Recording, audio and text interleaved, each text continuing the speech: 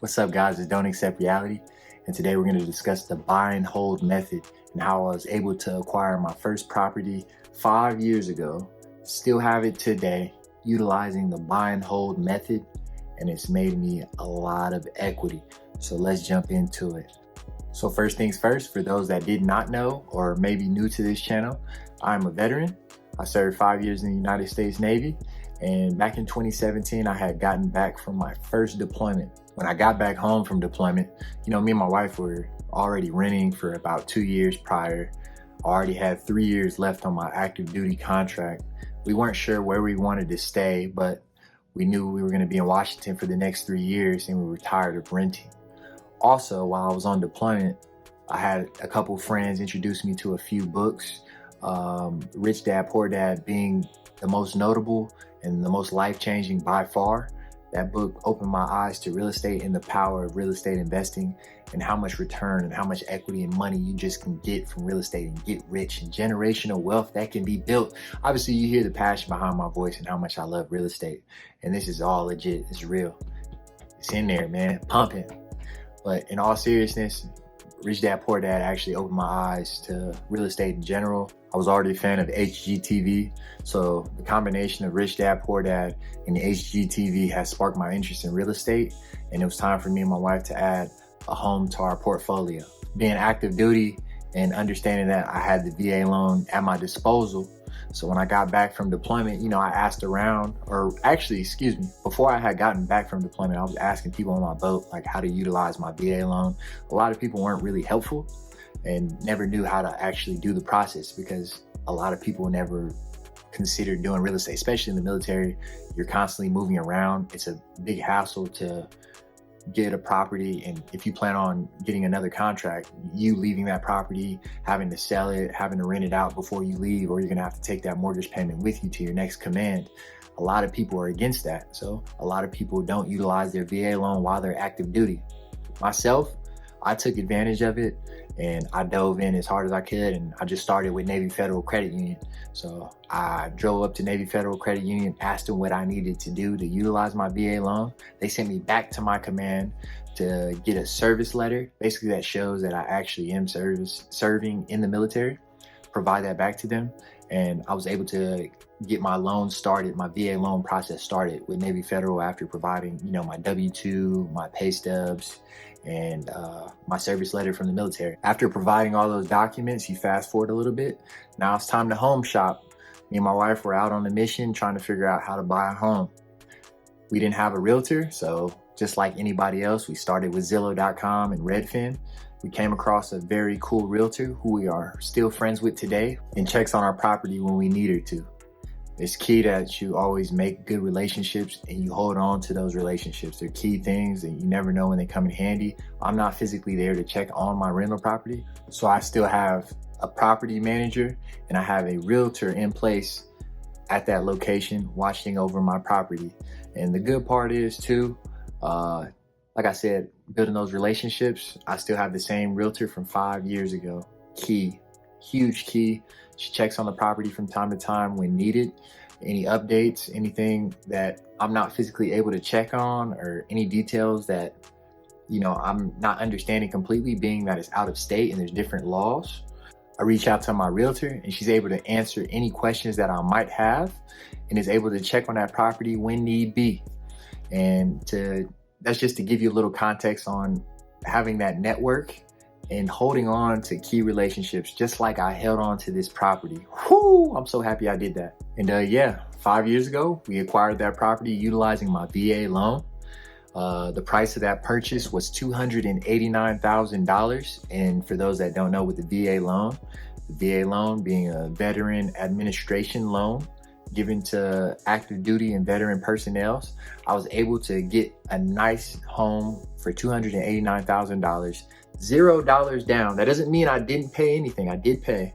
And $0 down, no PMI. PMI, for those that don't know, private mortgage insurance, which is basically insurance for the lender. Just in case you default on a loan, they're able to get some type of money back or recoup money during the life of the loan. And I did end up paying closing costs, and closing costs was, I think, 2 to 3% of $289,000. So I did pay somewhere in the range of $6,000 to $8,000 to get the deal closed. And getting that deal closed and holding on to that property for 5 years and still continuing to hold on to it is one of the best decisions I've ever made in my life. And I'm standing on that. So let me show you the net proceeds sheet from the year 2021 and the net proceeds sheet from the year 2022. You'll see the gap and how much equity was made and why buying and holding is elite and there's none like it. So let's dive into it. So back in 2021, I was thinking about selling my property, and I decided to reach out to my realtor and get a net proceeds sheet drafted up. And the net proceeds sheet is huge for any sellers because it relieves the mystery behind how much money you're actually going to take home after you sell your home.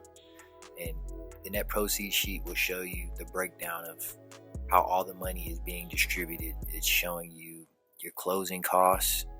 It's showing you your commission splits that you'll be paying out, because commission is paid by the seller. And this net proceeds sheet was prepared for me back in May 17, 2021. And you see the estimated net proceeds of $126,130.62. That is what I would have taken home last year if I was to sell my house back in May of 2021 going into June 2021. Obviously didn't end up selling, and a whole year had passed by.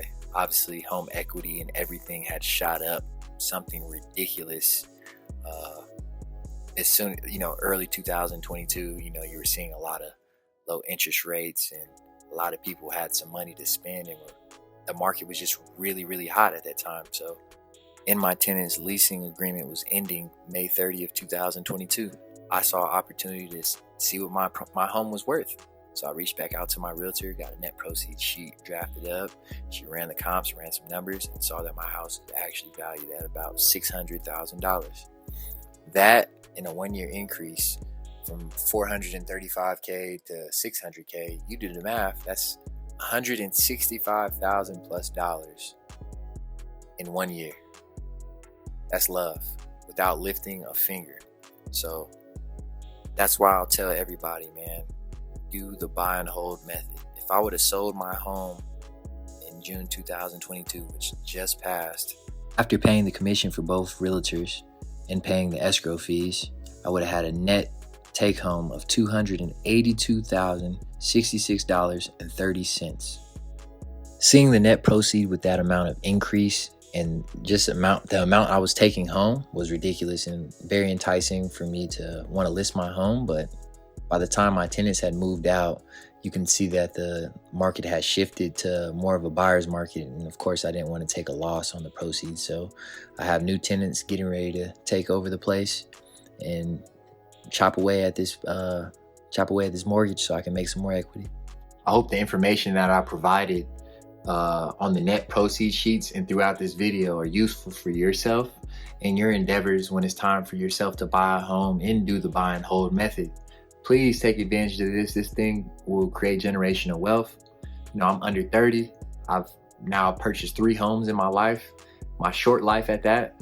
And yeah, we're gonna keep going. The goal is to acquire at least one asset every year, meaning you starting a Turo, a rental car business, or you're starting to purchase another property, whatever it may be. Acquire at least one asset every year.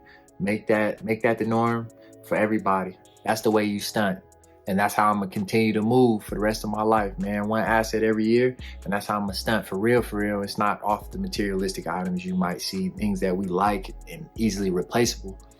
With a house, it's something that is forever, man, whether it's built or not.